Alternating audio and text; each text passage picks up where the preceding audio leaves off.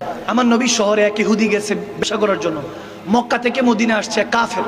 সারাদিন ব্যবসা করলো, ব্যবসা করার পর রাতে কোথায় থাকবে বুঝতেছে না কোথায় থাকবে, কারণ ওই জামানায় তো আর হোটেল বা রিসর্ট কোনো কিছু ছিল না। হঠাৎ করে ক্ষুধাও লেগেছে, রাতে থাকার কোনো ছাদও নেই। 1450 বছর আগের কথা বলছি, যখন ওই ইহুদি কাফের ঠাই খুঁজে পাচ্ছে না, কোনো কাফের তাকে থাকতে দিচ্ছে না, আনজান, চিনে না জানে না, থাকতে কই দিবে। এমত অবস্থায় যখন একজনের কাছে জিজ্ঞেস করলো, ভাই কার কাছে গেলে ঠাই পাই, তখন একজন ব্যক্তি দেখিয়ে দিল মদিনার মধ্যে একজন ব্যক্তি থাকে যার কাছে দেখবা কোনো জায়গায় ঠাই পাবা না, ওই জনের কাছে গেলে ঠিকই ঠাই পাবা। সুবহানাল্লাহ।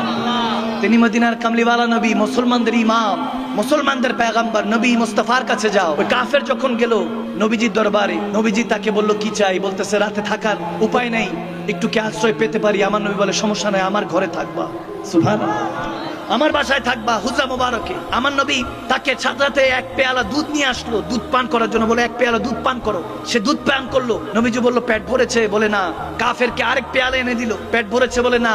এভাবে ঘুমানোর আগে 7 পেয়ালা দুধ পান করিয়েছে। সুবহানাল্লাহ। আমার নবীর ঘরে ওই 7 পেয়ালা দুধই ছিল। আহলে বায়াত আথার নবীর বংশ আওলাদরা ওই দুধ পেয়ালা পান করতো, রাত যাপন করতো। একজনেরই 7 পেয়ালা পান করাই দিছে। মেহমানদারি কত সুন্নত দেখেন। আমার নবী বলেন আল্লাহ যখন বান্দার উপর খুশি হয় 3টা জিনিস করে। প্রথমত বৃষ্টি দেয় যদি খুশি হয়, আরেকটু যদি খুশি হয় তখন মেহমান পাঠায়, আরেকটু যখন খুশি হয় তখন কন্যা সন্তান দান করে। আরো জোরে।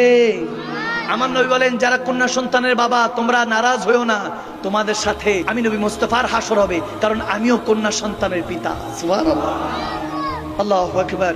যখন নবী 7 পেয়ালা দুধ পান করিয়ে দিলেন, ওই কাফের পেট ভরে, বলে এখন পেট ভরেছে, এখন সে ঘুমিয়ে পড়লো। আমার নবীর আওলাদরা আমার নবীজি সহ না খেয়ে ঘুমিয়ে পড়লেন নামাজ কালাম পড়ে।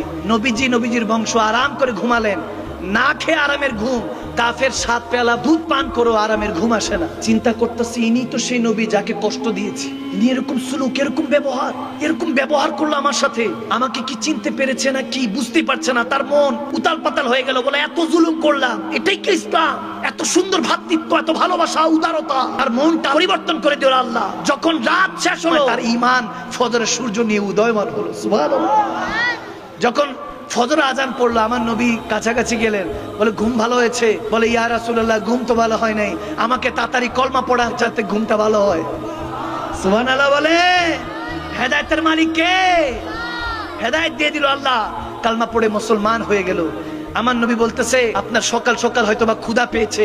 নবীজি আর একটু দুধ নিয়ে আসলেন, বকরির দুধ নিয়ে আসলেন। দুধ দিয়ে যখন 1 পেয়ালা দিল, 1 পেয়ালা পান করলো। এখন বলতেছে আর একটু আনবো। তখন বলে ইয়া রাসূলুল্লাহ, কারণ সাহাবী হয়ে গিয়েছে তো, বলে ইয়া রাসূলুল্লাহ 1 পেয়ালাতেই পেট ভরে গিয়েছে। তখন আমার নবী হাদিস শোনাচ্ছে, বলে শুনো, কাফের জন্য 7 পেয়ালা লাগে, সে শুধু খাম করতে থাকে, খেতে থাকে। যদি তোমার ভিতরে নূর পয়দা হয়, ইমানের নূর, তাহলে বুঝবা অল্পের মধ্যেই তুমি সুখ খুঁজে পাবা। আর যদি তোমার মধ্যে কুলুম থাকে, কুফরিয়াতের অন্ধকার থাকে, 7 পেয়ালা লাগবে। যখন নূর প্রবেশ করেছে, বলে ইয়া রাসূলুল্লাহ 1 পেয়ালাই কাফি। তখন আমার নবী বলতেছে তুমি মুমিনের খাতায় নিজের নাম লিখিয়েছো, এজন্য 1 পেয়ালা দুধই তোমার জন্য যথেষ্ট। সুবহানাল্লাহ।